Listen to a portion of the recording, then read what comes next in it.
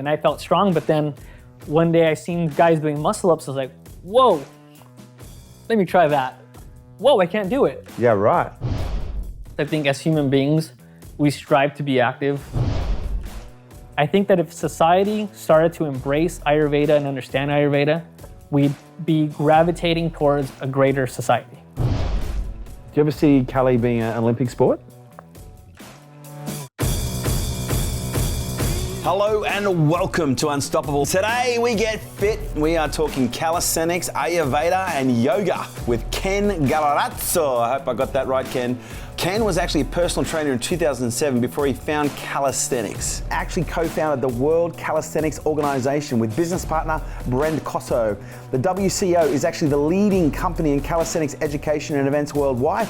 They launched their now signature brand, the Battle of the Bars, at the LA Fit Expo, which combines elements of street workout, parkour, gymnastics, and free running. And in 2019, he completed his yoga teacher training, which has brought him also to Ayurveda, the sister science of yoga. Now he teaches workshops on Ayurveda and believes it's important in maintaining overall health. Ladies and gentlemen, if you're interested in health, you're interested in fitness, training, and calisthenics, then this is the podcast for you. Listen up.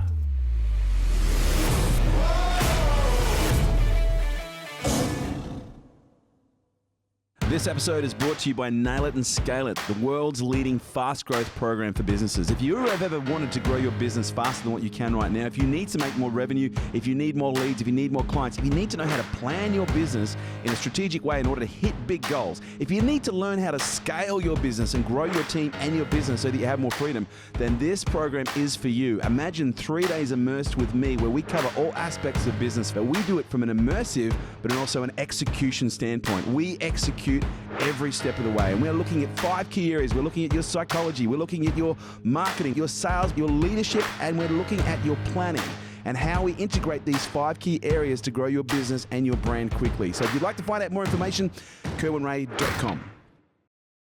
But ladies and gentlemen, it is my absolute honor and a real pleasure to welcome Ken Gallarzo. Did I get that right? Gallarzo? Yeah. Gallarzo? How do you pronounce it? Huh? Gallarzo. Dear Lord, I probably should have asked you that before I even pronounced it. Ken, thank you so much for coming on the show, mate. Thank you for having me. An absolute pleasure. Now, oh my God, like your CV reads like, it almost reads like, reads like Chris's rap sheet. You've done a lot. But in terms of introducing yourself, like what's the 15 to 30 second elevator pitch you give people and people say, who is Ken? I mean, I don't overcomplicate things or sugarcoat anything. I'm just, I'm a trainer. I'm a physical trainer, and I do my best to teach people about the body, and and that can go through many routes. But I'm not going to sugarcoat anything and try to put major labels behind it. Like that's what I do. I like to teach people. I'm interested in the human body and showing people how to feel better. So you've been a trainer since 2007 now. Yes. So you're coming up now. What's that? If I did the mathematics, that's like 13 years in the industry. Is that right? Correct. Yeah, right. That's a long time. Yeah. So what got you into in the fitness industry in the first place? So I was always active growing up, and towards my later years in high school, I had a couple friends that would go to the gym. They were like football players. They would go to the gym and work out, and one time they invited me, and I was kind of reluctant, but you get a little bit of pressure and you go, and I enjoyed the atmosphere, and what I really enjoyed was understanding that you can get stronger. I really liked empowering myself with that idea that I don't have to be where I'm at, that if I put the work, I'm going to get stronger, because at the time, I was not very strong. So you didn't come from a sporting background? Well, I played sports, but I played baseball, I played a little bit of soccer, and, I did taekwondo, but nothing that was going to give me, a certain amount of brute strength. Right. There were more skill-based activities, I would say. Yeah, right. And so you started training with your football mates, you get into the gym and you realize, oh, wow, I can actually start getting stronger. Yeah. So after a couple of weeks passed, and I was like, okay, it's getting a little easier. I can go a little heavier. So, you can get stronger, right? Did that become a little addicting for you think? It became way addicting. Yeah, right. It became very addicting. I think that's what really started my journey in fitness, and, becoming addicted to the idea of getting stronger, where gradually the weight I was pushing was just heavier and heavier and heavier, as far as relative to me, right? So, I got to the point where I felt very strong, and I was, benching, twice. I could bench twice my weight, and I felt strong. But then one day I seen guys doing muscle ups. I was like, whoa, let me try that. Whoa, I can't do it. Yeah, right.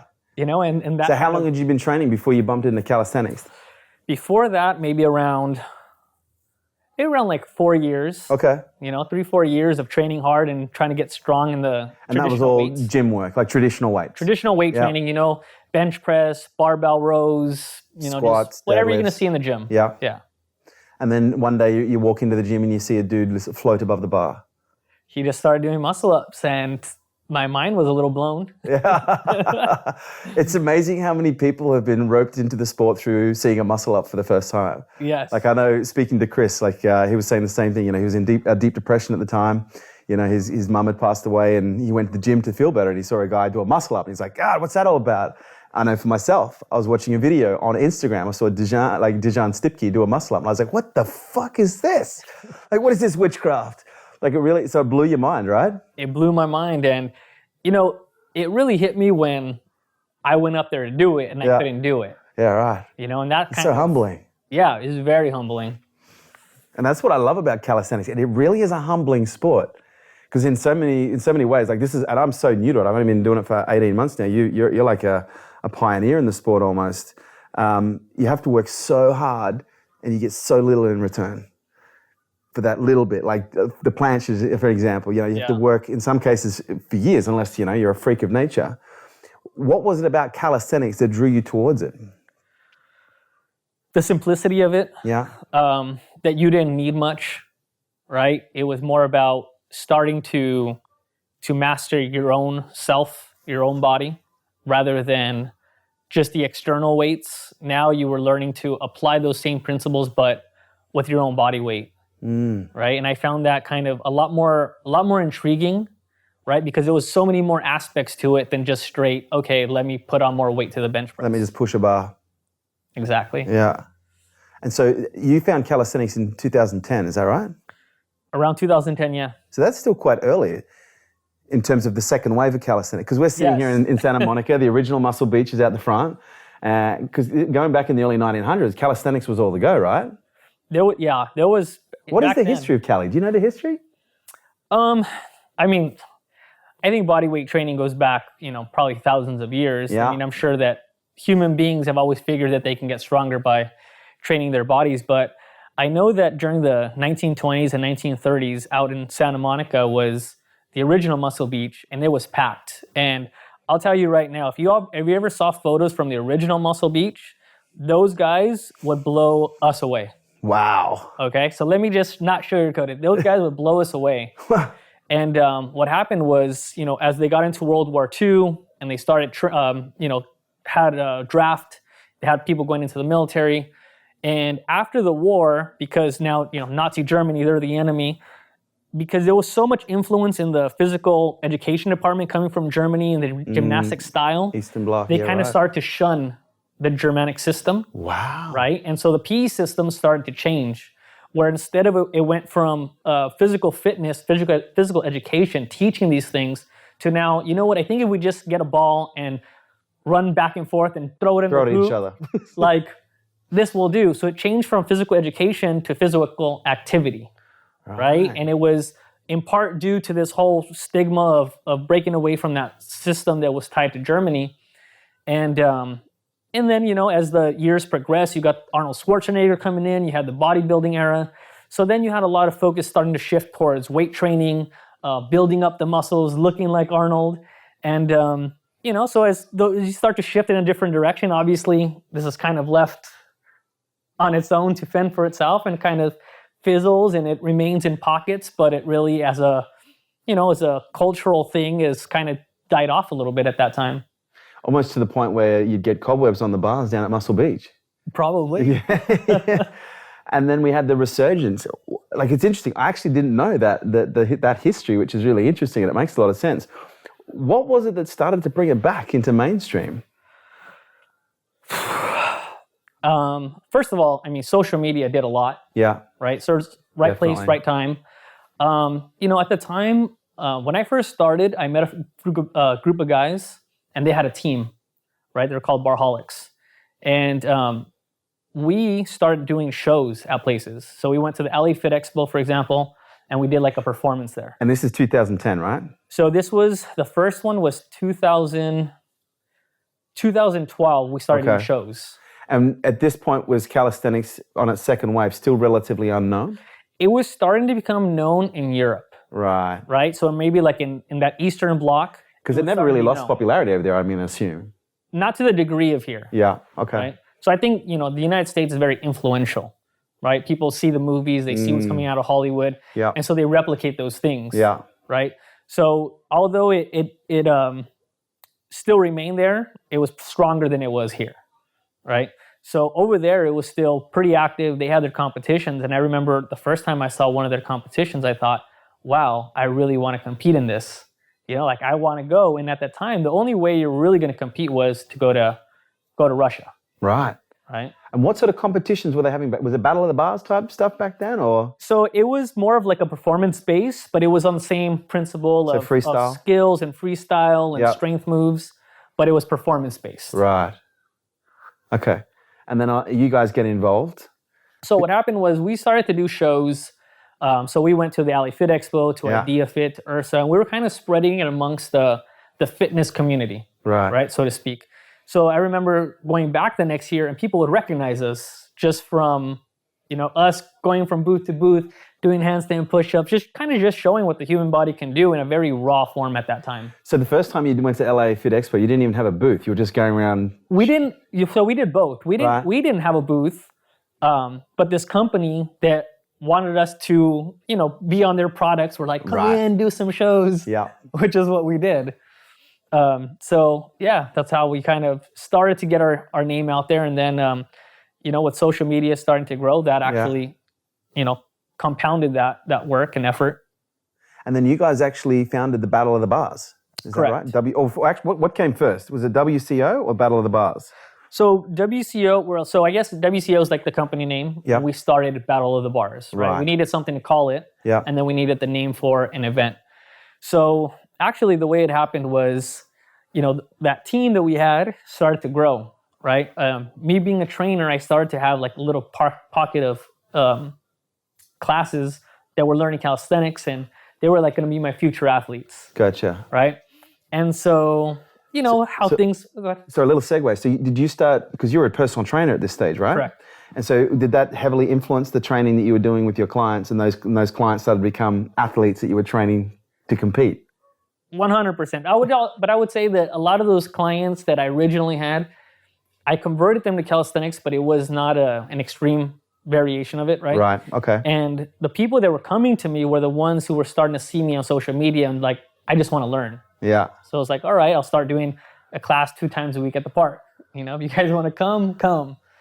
And so as the group started to grow, at a certain point, you start to look at, okay, what's the hierarchy here, right? Who's the best? Who's number one? Yeah. And all right, we're going to settle this. We're going to have a competition. Like everyone part of the team has to compete. We're going to get a neutral judge, and we're going to see who the man is, right? We're going to see. Instead of, people being egotistical, thinking they're the man, we're going to find out. And when we did the event, we had a little group starting to gather, like outsiders. People walking the boardwalk started to come, gravitated towards the bars, and all of a sudden they're sitting, and we have a little audience going. Now, I'm going to assume this was on a Sunday in Santa Monica. Sunday at Venice Beach, Muscle Beach. Muscle Beach, right. Because it's become like a mainstay on Sundays at Venice and even down here in Santa Monica. Where every Sunday it's like it's a madhouse down here. And so you launched the first competition? Yeah, so me and we had the judge, his name was Brendan Coso. Yeah. Right? He had a product at the time called the CrossCore. And so he was our neutral judge because everybody in the team kind of knew him and he can relate to what we were doing. There was an understanding. And after the event, I remember we were talking about it, and he told me, you know what, I think I'm going to try to pitch this to the Fit Expo, because he had prior engagements with them, renting booth space and doing prior business where, he had the contacts.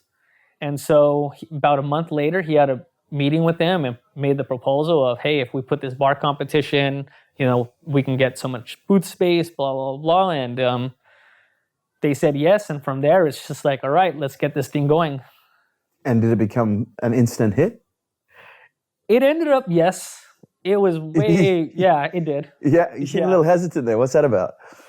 Well, there was just a lot that kind of just fell together. You know what I mean? Really There was did, just right? so many things that came together that just made it possible and that made it what it was, you know? So at the time, I remember I had a client upfront pay for X amount of sessions more than they normally did. So I could have enough money to bring out Ed Checo, who was the president of Bar Stars at the time. So Bar Stars was the team in the United States. Right. Right? So I knew that if this event was going to have any sort of credibility, we needed to have somebody who at least was some sort of face in that moment. Okay. Right? So who's Bar Stars in all of this? Bar Stars was a team from the East Coast, and they got really big on YouTube with some of their videos that had like Hannibal for King in it. And so that's how they got. These guys are New York, right? Yeah, these are New York guys, and they got really big on YouTube. And like I said, Ed was the first, one of the first Americans to compete in Russia. Right. Right. So he kind of had that. He already had that reputation within the community. Gotcha. So he came out, and then another guy from Germany was going to happen to be vacationing. I sent him an invite, and he said he would come be a judge. And then there was a girl who was a fitness model, not like a huge fitness model, right? But she had a big following. And for whatever reason, she was like digging the calisthenics. And I told her, hey, if you came out, the Fit Expo would promote you and put you on their page. And all you have to do is come out and like support the event. And she actually brought a lot of eyes. And I think she opened that market up in Brazil because she's really big in Brazil. Right. I don't know if you ever heard of Bella Falcone. No. Anyway, she's big in Brazil, and so I think a combination of all those things together, right? Just when the video took off, it had over 1 million views within X amount of time, and this is from the Battle of the Bars. Yeah, from the first one. Wow. And it was. Yeah, we made it happen. So was Battle of the Bars really the formalization of what was happening on social media? Because Bar Stars, it's rung a little bit of a bell now. It's those guys are like Bronx, is that right? Bronx, Harlem? Yeah, in that area, yeah. Yeah. They were quite popular on YouTube, but there was no competition, was there? There was nothing consolidating it. All the big competitions were in Russia. In Russia, yeah. So there was nothing big in the United States.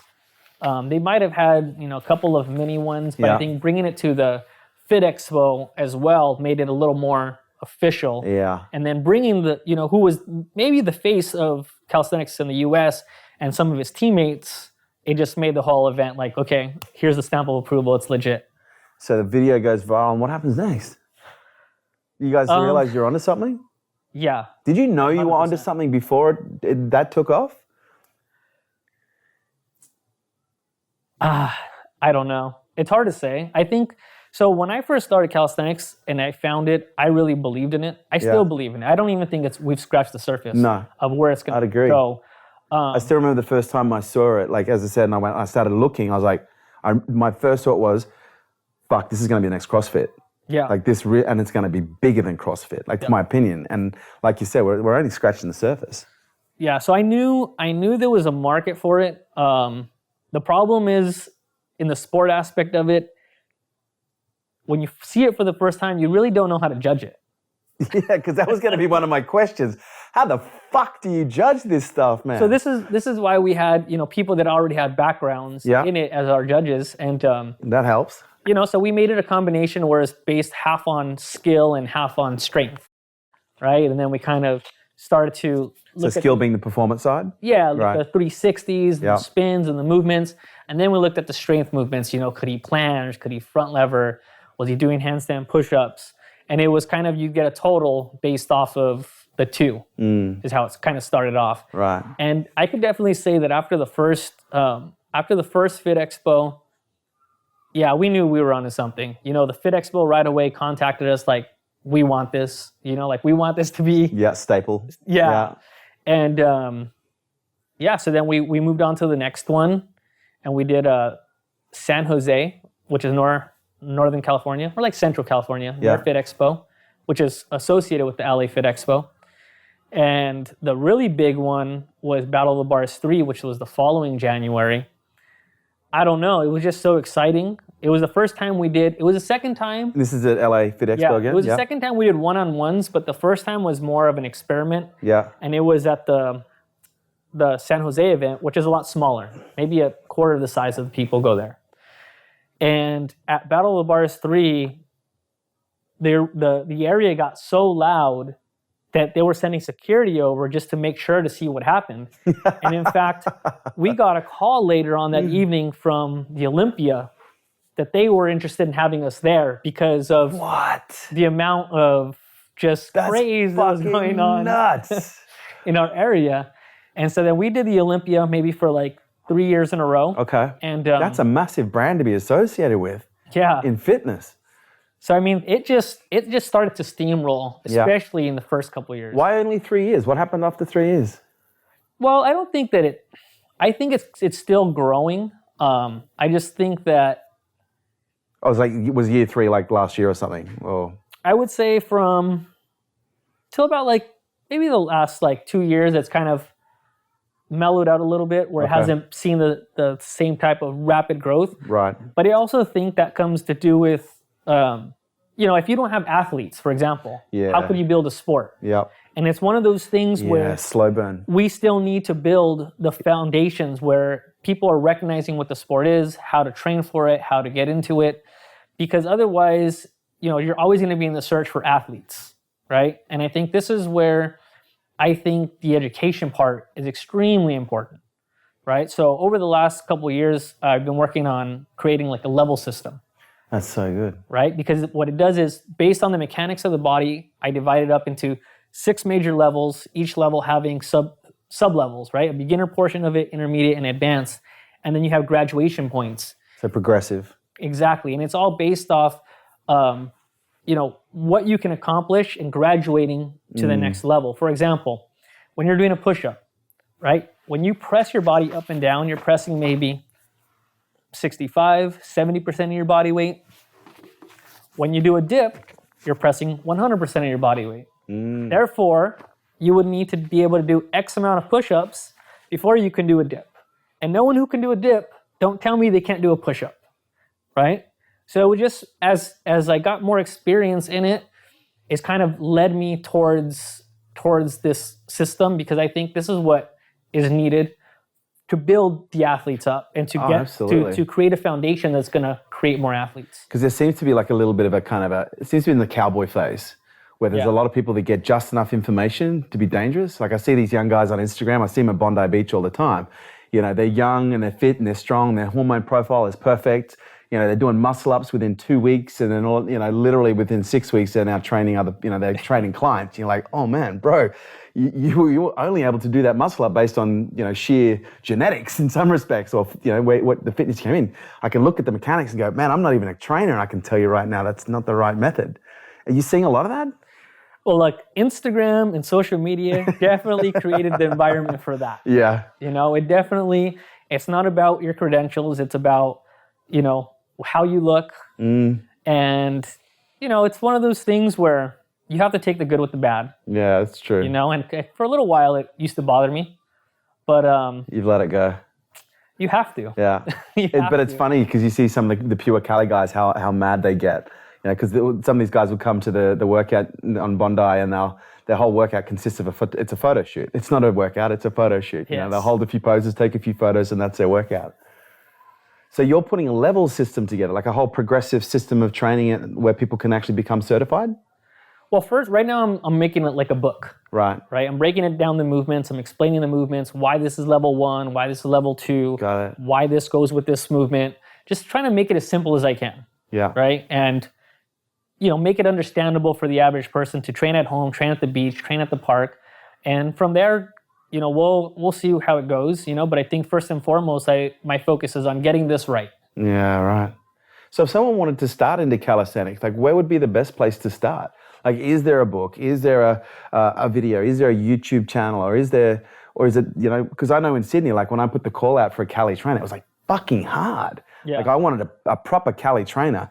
And I'm telling you, I only had, out of all of Sydney, we got 3.9 million people. I had like 2 guys that came up on the radar that were actually like what you'd consider to be qualified, Yeah. to be able to do it. So there seems to be a very big lack in trainers that are equipped to build the athletes that are required to fuel the sport. Yeah, and it's just what happens when something's new, Yeah, right? And people yeah, are diving yeah. into it. It's like little by little, technique will come, right? Better understanding will come. And, I hope that this is the book that does that. I hope this is what Yeah. sets the standard where it's like, no, this is, it's common sense, it's practical. I'm not trying to make anything super complicated. Yeah. The push-up example is my best example. If you can't do a push-up, you can't do a dip. Yeah. Simple as that. 70% of your weight versus 100% of your weight. I shouldn't have to convince you of those arguments. Yeah. Do you think right now this plateau is more of a foundational growth phase where, like you said, the popularity is there, but now what's happening is there's a plateau because you're building the base of athletes. And once you get to a certain volume of athletes, there's going to be the next explosion in the sport. Is that what you forecast? I think so. And another thing too is, for example, when we had Battle of the Bars 3, there were no other big competitions in the United States. So we had guys coming from New York, we had guys coming from Florida because it's a small community, they're all coming, right?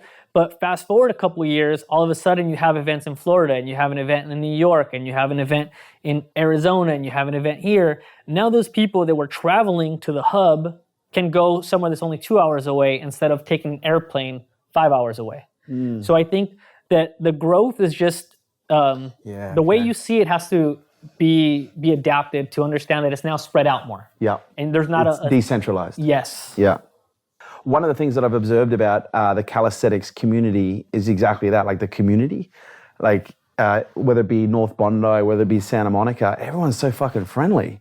And I grew up in, I did athletics through high school, but I started bodybuilding and weightlifting, 13, 14, competitive bodybuilder from 15 through to 20, and powerlifter in parallels, off-season, on-season. Off-season was powerlifting, on-season, bodybuilding, I'd do power in the off-season to bulk up, and then, do more of the shapely stuff, coming into pre-contest. But one of the things I noticed, in the bodybuilding communities, it's, it's also very much like, I guess, the fitness community at large. It can be a little bit bitchy. It can be a little bit, and not everyone. And I don't want to label all bodybuilders and all powerlifters as bitches. That's not what I'm saying, because I'll end up getting myself in a lot of trouble here. But what I'm saying is that there tends to be a lot more politics. There tends to be a lot more ego. And when I got introduced to the calisthenics sport, I was like, wow, fuck. Like the majority of people get along really well. And not only do they get along, they're so welcoming. I see Chris doing it all the time. Like we'll be training down in Santa Monica and someone will ask a question, and next thing you know, he's giving someone the pointers, and before you know it, within 5 minutes you've now got a convert. And is that a common theme that you've seen within 100%. What 100%. Is it about that? Like that, because that's not necessarily common. So I think first and foremost, I think as human beings, we strive to be active. We are meant to get our muscles work, whether it be in the past where there was more laborious work, or today where we do it to supplement the lack of physical activity that we have in our daily lives. And I think that when you look at what bodybuilding entails, it's really focused on physique. It's really based on aesthetics and looks, versus calisthenics is more based on performance and skill work. And mobility. Yes, yeah. And I think a lot of people that have ventured into calisthenics found themselves having a lot of questions and finding someone to give them some sort of answer. And therefore, when they reach that stage of understanding, they're more willing to share it because someone helped them out, right? Someone showed them the way, right? And in bodybuilding, I remember somebody telling me a story about how Arnold Schwarzenegger used to give the wrong advice to people because he wanted to always win and have the edge. Yes. Right? And again, it's one of those things where it's a little more ego-driven if you're just looking in front of the mirror and saying, how can I look better, versus being out there and trying to hold your balance upside down, and that you might look dumb, but you're trying to do it. You're really starting to break down your ego, and that's making it a lot more easy to relate to other people and to not judge other people, but see them on the same level playing field. And now when you say that, I realize how humbling the sport is. Like it really is a humbling sport. You have to work so hard to get so little in return. And it's interesting with my own journey. I know when I first started Cali, my body responds very quickly, and I started putting on size, and I was like, and I went back into bodybuilding mode, and I was like, oh, I'm going to use Cali and get jacked. And what happened was my ego took over from the visual perspective, and I started getting quite bulky. But then I started noticing how it was affecting my ability to actually perform a lot of the movements. And then I found myself actually having this dilemma. I was like, well, okay, do you want to be big or do you want to be effective? Do you want to be big or do you want to be efficient? Do you want to look good or do you want to be mobile? And it was a real like, okay, it's not about looking big anymore. It's now about this. And that in itself, requires a level of humility to let go of how you look. So what you're saying, like it's bang on. Like it really is. It's a humble sport. Yeah. Because it humbles you. You work so hard to get so little in return. And so, first Battle of the Bars, where are we at now with Battle of the Bars? So right now, I think we're at 35 or 36. Wow. So it's the first one was launched in 2012. Yeah. And we've done Battle of the Bars. You now do them all over the world? Is this something you license other organizations to do now? Correct. Yeah, right. Have you had a Battle in the Bars in Australia yet? We have not. Ooh. We might have to have a chat about that. Yeah. Yeah. You interested in doing a Battle of Bars in Sydney? Yeah, I mean, I'm not opposed to it. Okay. There's a very strong growing community of calisthenics in Australia, so it'd be great. I'd be happy to be involved in putting something together if you want to do that. But you're moving in. Are you moving now a little bit away from calisthenics? Like I know you've got this massive passion now for Ayurveda and yoga. I'm not moving away from calisthenics. I think I'm moving a little bit away from the extreme variations of calisthenics. Right. And I'm not even saying I'm moving away from it because, if I was to do a training session, other people might, from their perspective, view some of the movements I'm doing as extreme. I think I'm just viewing it more from the point of view as I'm more concerned about somebody that doesn't have a proper squat than somebody that wants to learn how to planche. Right. If you want to learn how to planche, you're in a very, very good place in your life. Now, if you have an ugly squat, you can barely squat, you need some help in your physical abilities and being able to get to that point of having a proper squat. So I'm looking at it more from the perspective now of the masses, more from the perspective of the person who has the 9 to 5, who wants to come home, but he has a kid, but they can do a 20-minute workout at home. And they know what they can do because they're not walking into the gym where they can go from 50 to 60-pound dumbbells, right? They don't have that option. But if I can guide them and say, okay, once you get to this many push-ups, this is the next variation you're gonna get to. And once you get to here, this is the next variation you're gonna get to. They can continue to see progress without falling to the trap of having a routine. Nothing's wrong with the routine unless it lasts months and months and months and years, right? So as far as progress is concerned. Yeah. So I think that's where I'm more focused on. I'm not so much focused on the planches and one-arm planche and who's going to be the first person to land the 900 in competition. Don't get me wrong. That's all great, and that's all in the realm of sport. And I'm not trying to say I can't enjoy the sport. I very much enjoy it. But as far as my labor, my effort goes, I want to affect the masses. I want the average person to be able to know that they can go home, get their workout in, and get the same type of results as they are in the gym. And just make it accessible where people understand it. Because like you said earlier, there's a lack of understanding, right? One guy is doing a muscle up and 2 weeks later he's trying to planche. There's a discrepancy between what he thinks he can do and what the body can actually do. Yeah. And I want to fill that gap. Right. And so are you essentially almost creating a new methodology? Like are you combining aspects of yoga and calisthenics together to create something that's a little bit more efficient and effective that can be done in 20 minutes? I mean, I don't want to say it can be done in 20 minutes. I want to say the more time you put in, the more you get out of it. Yeah, of course. Right? I mean, if you want to take one step forward each day, you're going to get so far. If you take 5 steps forward each day, you're going to get a little further. Yeah. But I just want to create a roadmap. Whether you want to put 1 step forward or 5 steps forward is up to you. I just want to guide you.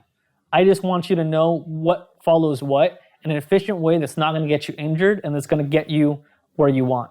So what was the appeal about yoga? Because I find it interesting because the more I do Cali, the more I'm interested in yoga. And it's just happening naturally. And I'm like, what is it about that? So for me, I viewed calisthenics as starting to learn to master my own body, right? To a certain degree, right? If I try to do a handstand and I can't, that means I have I'm limited in the amount of control I have and the smaller muscles of my extensors, my fingers, right? the more I practice it, the more control I have of those muscles, those cells. So I'm gaining greater and greater control of my body. And I think that was, to me, like step number one in leading me into yoga, because I think as you start to enter into yoga, it's a lot deeper than that. I would say the difference between calisthenics and yoga is not just a flexibility thing. There's a ton of different ways to do yoga, but it's more of a spiritual aspect of it, where I'm trying to knock down the ego. I'm trying to get rid of the ego. And I think, not to say that in calisthenics there's no ego. We compared it to bodybuilding and how there might be less ego there than there is there. But you could definitely find a lot of ego in calisthenics. And in any definitely, competition. Yeah. your ego is probably leading you to do some of the cool things. Yeah. And, Yeah. They're cool. I think it's just a transition for me. And I think Did you find it was quite an easy and natural transition? No. Because I see a lot of alignment between calisthenics and yoga. And maybe it's just, well, they both have handstands. I don't know. But to me, as I look at it, I go, they seem quite complementary. Oh, they complement each other 100%. Yeah. But the practices are different. I think Yeah, one's yeah. a little bit more strength-based, right? Getting you stronger. Not to say yoga can't get you stronger, but it's not focused on just getting you stronger. Right. And yoga is a little more about making you a little bit more flexible to your body, to life, your mentality, to be able to adjust. Versus the other one is about strength. And I think when you combine the areas where you need more strength and the areas where you need to be more flexible, it can create a perfect dynamic. Yeah, right. Did you find that calisthenics made yoga easier? Not necessarily. Did you find that becoming better at yoga made calisthenics easier? Yes. In what way? You become a little bit more fluid. I think that by gaining greater mobility and flexibility, and even just greater activation of your body, that translates when you're doing other strength movements, because you're not so rigid where you're having to jerk and push through. Yeah. It's a little bit more smooth as you start to work through opening up your fibers, lengthening them, creating more space. It kind of just facilitates those movements a little easier. And then you also, because you did your teacher training for yoga, is that right? Yeah, I just took my yoga teacher training, so I just became a certified yoga instructor. How's that? It was good? Yeah, I loved it. And now Ayurveda is also on the radar. Yes. Because I know Jenna, it's Yes. your fiance. Yes, correct. She's an Ayurvedic practitioner. Correct. What's your interest in Ayurveda? So Ayurveda is the sister science of yoga, right? So actually learning about Ayurveda made me more open to doing yoga, Really? right? Okay. It was very hard to get me to do yoga. And Is Ayurveda what got you into yoga? Yes. Yeah, right. So the more I started to learn about Ayurveda and I was making these connections, it brought me to yoga. I was like, this is the sister science. I believe in this. Okay. I have to do this. So what were those things that made the connection for you that went, wow, okay, I'm sold now? So Ayurveda is based on observing the elements in the universe, right? So you have air, you have space, you have earth, fire, and water. And everything's a combination of those. And think of all those as having qualities, right? So for example, fire is very hot. There's light, right? A water is wet. There's liquidity to it. And every aspect of life can be tied to those elements. And us as human beings, we have our unique combination of those elements. We all have air, we all have space, we all have water, we all have earth, earth being more like our bones, our tissues, water being the liquids in us, our fires, our metabolism, it's what transforms, right? So when we eat, it temperature, transforms. heat, Yeah. And it's very deep. So the more that you start to learn about it and you might make these connections, it's just astonishing because you get to know yourself on a whole nother level. Like once you understand your own, what's called a prakriti, which is your own unique combination of earth, fire, air, everything I mentioned, then you start to understand what things keep you balanced, what things in nature are necessary for you to stay balanced, right? Because every food, for example, has certain qualities depending on where they're grown, the season that they were grown. Some are very sweet, right? And a sweet fruit is considered to be very cooling in Ayurveda, right? And then you have things that are very heating. Well, if you're already somebody who's very, what's called pitta, which is fire and water, if you're very fiery and you're eating heating foods, it's going to be very easy to get you very heated up, right? And you start to learn these principles and it just makes a whole whole world of difference in how you're able to live. So what were some of the bigger changes that you made when you worked this shit out? Well, I think first and foremost, it's starting to make the connections between what I'm eating and how it's affecting me. Right. I could start to see when I'm more irritable, when I'm a little more calm. I can see what kind of gets me going versus what makes me a little more mellow. What makes me feel heavy versus what makes me feel light. And you start to make these connections, and it's just easier to start to live your life in a way where you're avoiding falling into these traps of getting overheated or getting caught up in certain things because you're getting fired up, right? If you know how to cool yourself, well, then you can, keep a lot of things from blowing up. Did you used to be a little fiery? Yes, definitely, definitely. You seem like such a cool cucumber. Maybe that's why. Was it suppressing it, was it? Or what do you mean?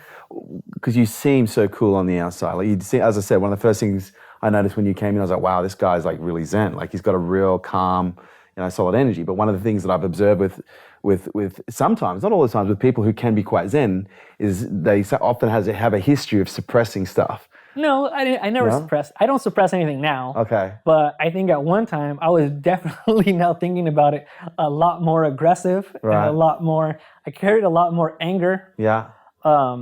You seem like such a sweet guy. Yeah.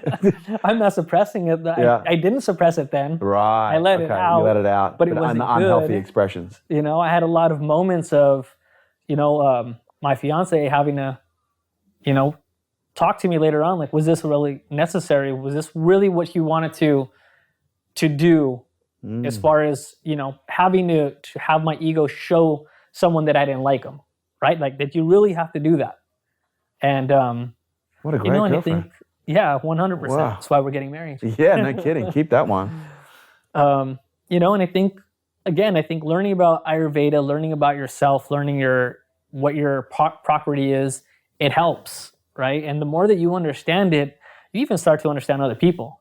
And the science of it goes so deep where, on the surface, Jenna can look at someone and tell you more or less what their property probably is. Like you have a certain color eyes, that's because of the fire in you, and you probably have more pitta in you. And then there's Ayurvedic doctors that go down generations that you can find in India. They can check your pulse and literally tell you, your kidneys are failing you. And at first I thought, how are they doing this? And Jenna tells me, well, I have a book on it. You can go look at it. I pop open the book, and obviously I'm not going to understand all this stuff. I just need enough to just make it click. And they explain it like your body's like a valve system, right? Your heart's pumping, and there's so much blood going to different organs. And so what they're measuring is when they're checking the pulse, they're able to tell where those valves may be. Because there's three pulses, right? Is that right? Yeah. Where it's sending more blood, right? And if it's sending more blood somewhere, it's probably because that's where it's needed. And so they can check these differences by just checking your pulse. And the science of it just goes so deep where I'm just amazed by it. And I think that if society started to embrace Ayurveda and understand Ayurveda, we'd be gravitating towards a greater society. In what way? I think, first of all, it would start to decrease a lot of disease. Yeah. I think a lot of diseases, according to Ayurveda, are brought about by imbalances in the body. And the more imbalanced you are, the more that you're susceptible to creating these diseases, right? So in the Western world, we use the word toxins in the body. In Ayurveda, they use the word ama. So as you create ama in the body and it's circulating through your blood, it's going to start to go to the areas that are weakest. Mm-hmm. So if it starts to accumulate in one area over time, it'll start to become more and more toxic to the point where it becomes a disease. And even diseases of mental illness, for example, have a lot to, Ayurveda believes a lot of it has to do with imbalances in what they call vata, air and space. There's too much of those qualities where it's disrupting people, and that's what creates a lot of the mental illnesses. Right. So I can't go too deep into that aspect of it because it's very, very deep. It's quite deep. I just know general aspects of it. Yeah. But I think that it could definitely play a major role in society in all kinds of ways, from lowering disease, mental illness, just overall happiness. So I'm going to assume it's helped you progress with your yoga, the Ayurveda, and it's helped you also with your calisthenics. Yeah. And I'm going to assume it's just helped you with life. 100%. Yeah. Yeah, right. And also with your relationship, because it sounds like it helps you understand more about your own. It seems to me like it's got a bit of a personality profile in there as well. 100%. 100%. I think Jenna and I definitely know how to communicate with each other a lot better because of Ayurveda. And we can tell when the other's, in a certain mood, right? So she knows how I am. I'll get fired up. And it's not about saying, you're wrong or I'm wrong or you're right and I'm right. It's more of, this is his property. People that are really PETA, for example, they're the type to get fired up, and there's nothing you can do. You can just let them cool off. So she'll let me cool off, right? But not everybody's like that. And it's not about trying to make a one-size-fits-all. It's about understanding the unique circumstances of everyone and their property, and being able to say, it's not that earth is better than water, and that water is better than fire, and that fire is better than air. They all have their qualities. They're all necessary. We all have them all. But once we recognize to identify which ones are dominant, you can understand why somebody might get a little fired up easier, or why some people might not get fired up over anything and they're chill all the time. One of the best examples is what's called a kapha, is very earth and water. So think of somebody who's very generally big, right? Big joints, big guy, probably like really intimidating looking, and then you go up to them and they're like teddy bears. They're so sweet. Why? Because they're earth. They're very grounded, right? They don't sway. They're not like batas that are all over the place in the air. They're very grounded. You can't really get them mad. You can push their buttons a little bit and they won't take it personal. They'll just laugh at it. But then you go to someone else, well, they might not be so grounded. So as you start to understand these concepts, it definitely can play a role in relationships and how you deal with one another and accepting one another. Wow, that's huge.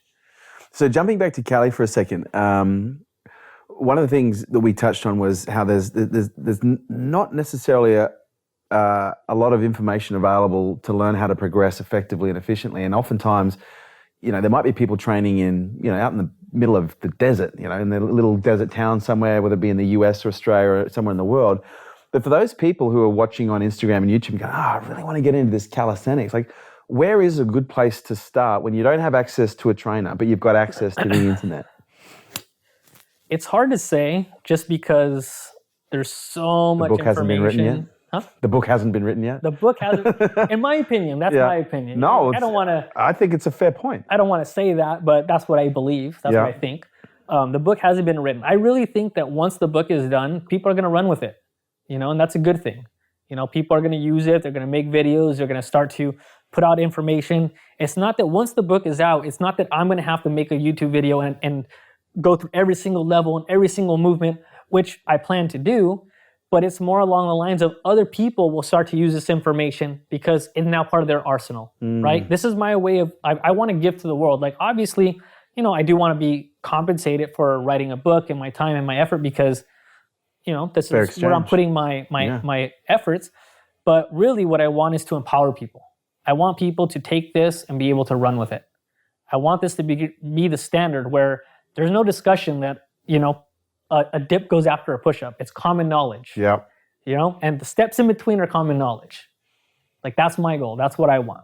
So how far off is the book? All my charts are now done.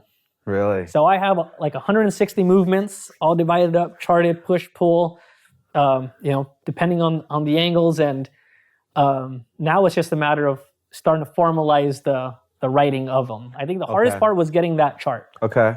So now I'm writing, and I'm hoping, that by the end of sometime this year, I'll be done writing it. Okay. So, what's your goal when's your goal to have it published? My goal would be to put it out there. Feasibly, maybe like early next year. Okay. And have you got a working title? Not yet. Not yet? Not yet. But I'm thinking something to like calisthenics strength systems. Yeah. Just like what it says on the box. Yeah. Yeah, nice and simple. Yeah, nice and simple. So where do you see the sport going to from here? Well, first of all, I don't see it going anywhere. Okay. Okay, so It's staying here. It's staying here. Yep. I think that how you said it was decentralized, I think all of those pockets will gradually grow. Some Yeah. of them will die off and the new ones will start. And I think that will continue as calisthenics is more understood and more recognized, and as the two are will go hand in hand in growing, right? The more that these small gyms start to put up their own little events and competitions, along with more information being available and more people starting to practice it, I think the two will start to find each other and it'll start to compound how fast it grows. Yeah, right. And in terms of Battle of the Bars, because I know you're still, your focus has shifted a little bit more into the yoga and Ayurvedic space, but with the WCO, what are the plans for WCO that you're aware of? It's just to continue to grow the sport. You know, Yeah. I think the sport does an amazing job of bringing awareness to calisthenics. Yeah. You know, so it definitely has its place. Do you ever see Cali being an Olympic sport? No, because I think that there's definitely a shift. Too hard to judge? Well, it's not about the judging. I think it's more in terms of the way previous generations have seen certain historical things like the Olympics. Yeah. And I think that there's like a newer way of seeing things where they really Yes. don't care for those Yeah, it doesn't- titles or... Doesn't matter if it's in the Olympics or not. Yeah, Yeah. people, you know what I mean? You might point out something to someone and be like, what It's is that? refreshing. Yeah. Right? I mean, it's unfortunate. I'm not trying to say I don't that. even watch the Olympics. But I don't think so. I think it's more along the lines of maybe like the X Games, Yes. right? More Yeah, like I could see it in the X Games. Yeah. extreme side of things. Yeah, definitely. And what about you? Where to for you from here? Finish my book. Yeah. Because I'm hoping with the timing of this, we might be able to time it and have this, a similar release. I'd like to use this as an opportunity to promote your book when it does come out. Yeah, I mean, that's what I'm working on. And then I'm thinking of getting educated in like Vedic philosophies and sciences. Okay. So something I'm now considering, especially since Jenna does it. So, but for right now, I'm really focused on getting my book done. Yeah, fair enough. You know? And so where can people go and find more about you? My website, Yeah. KennethGallarzo.com, and then I'll have upcoming information about the book and Yeah. What about social media? Are you across social media? yeah, on Instagram, progressive_calisthenics. Nice. And I Facebook? really don't do too much Facebook stuff. Okay. I have a page, but I'm not active on it. Yeah, right. And then as far as like friends, I stopped allowing friends maybe like 3 years ago, unless I've met you in person. Yeah. So I kind of That's the cap problem with that out. Facebook. I look at my Facebook feed and I'm like, who the fuck are these people? I accepted too many friend requests from fucking Or people I don't sometimes know. I would see my feed and I'm like, why am I having feeds in like Spanish and Portuguese and Taiwanese? Like, Yeah, right.